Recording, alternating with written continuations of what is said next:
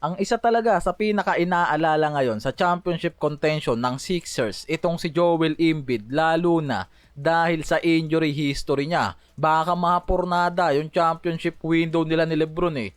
Ang problema, pag tinignan mo kasi yung injury niya, madalas halos isang buwan ang tinatagal. Madalas din knee injury or oblique ang inaabot na injury sa kanya. Sa mga nagdaang season pa niya sa Sixers, sa nakaraang 3 season, hindi siya umaabot ng 40 regular season games dahil sa iba't ibang injury. Ibig sabihin lang nga raw talaga mataas pa rin ang posibilidad na kailangan niya pa rin mag-load manage o may miss na laro sa next season. Kaya nakikita mismo ng mga analyst at mga insider na hindi lang talaga dapat nga raw ngayon umasa ang Sixers kay Embiid na starting center nila at sa mga reserve center lang. Kailangan nga raw talaga ng mga to makakuha ngayon ng backup center kung sakaling malagay man nga sa alanganin itong si Embiid eh.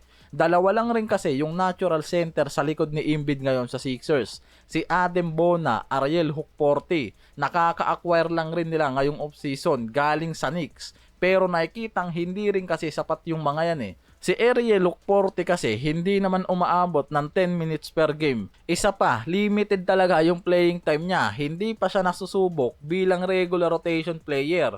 Si Bona papasok pa lang sa ikatlong NBA season niya. May potential naman talaga, matinding athleticism, may bilis, may shot blocking ability. Pero hindi nga raw fully develop pa yung center na to para isabay agad sa rotation nila. Kaya sinasabing kailangan ng Sixers ngayon ng proven backup center. Kahit galing pa mismo kay Embiid na 100% siyang healthy para sa susunod na season, mukhang hindi rin kasi guarantee. Hindi ganun kataas yung chance na malalaro niya yung buong 82 games sa regular season. Parang ngayon pa lang nawawala na ng trust itong Philadelphia sa kanya eh. Ilang season na rin kasing napapaasa. Ang pinakamalaking tanong talaga ngayon sa Sixers kung mananatili talagang healthy si Embiid ng buong season lalo na sa playoffs. Kahit nakakabuo sila ng super team ngayon sa pagitan ni LeBron, Jaylen Brown, Tyrese Maxey at Edgecomb, sobrang dami pa rin mga analyst yung naniniwalang nakadepende pa rin sa kondisyon ni Embiid yung magiging championship contention nila. Dahil halos 39 games lang ang nilaro niya sa isang season. Sumunod na season, 19 games lang. Tapos sa nakaraang season, 38 games lang yung nilaro niya. Tapos na-sweep sila ng New York Knicks sa playoffs. Based na rin kasi mismo sa mga ESPN reports, paulit-ulit tong nagiging problema ng Philadelphia, lalo na sa era ni Embiid. Kaya bawat off-season na bumabalik yung parehong tanong, kaya ba nga raw nilang manalo ng title kung hindi 100% si Embiid na healthy? Sa report kasi, hindi na ngayon tumitingin ang Sixers ng all-star caliber na center. Sapat na kahit veteran center lang ang makuha nila na kayang maglaro ng 15 to 20 minutes per game na maaasahan din sa interior depth at pwedeng maging starter kung sakaling walang Embiid o nasa bench yan. Kaya sa free agency, tinitignan pa rin itong si Nick Richard at Drew Eubanks na possible target ng Sixers para maging backup center kay Embiid at pwede nga nilang maasahang starter kung sakaling pinapahinga si Embiid o abutin ng injury. Nung nakaraang season kasi maraming problema ang Philadelphia eh. Kulang sa depth, kulang sa wing defense, kulang sa secondary shot creator. At masyado silang nakadepende lang kay Joel Embiid at Maxey. Pag walang Embiid, bumabagsak agad sila. Kaya ngayong off-season, yung nakikitang best move nitong si Mike Gansey sa Sixers eh. Nakuha nila si Jaylen Brown kapalit si Paul George. Nakuha nila si LeBron James sa veteran deal. Additional ni Anthony Simons, Dean Wade, Kentavious Caldwell at Ariel Hukporti. Nadagdagan pa ng mga batang prospect tulad ni Labaron Pilon Jr. Based sa CBS Esports at Yahoo Sports, ang ganitong klase ng roster overhaul ang dahilan kung bakit binigyan ang Sixers ng isa sa pinakamataas na off-season grading sa buong NBA.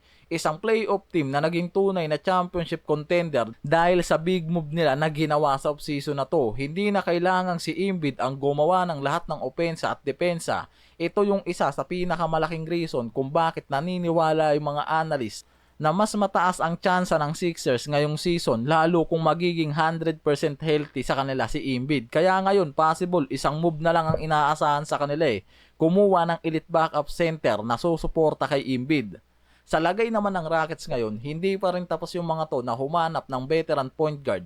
Ang plano nila kumuha ng backup point guard sa likod ni Fred VanVleet lalo na kung nasa load management pa rin yan next season. Kailangan nila ng veteran guard na magbibigay ng experience at aggressiveness sa laro kapag nagpapahinga yung core nila. Sa report, ang Rockets ngayon yung sinumusubok na makuha si Westbrook sa free agency.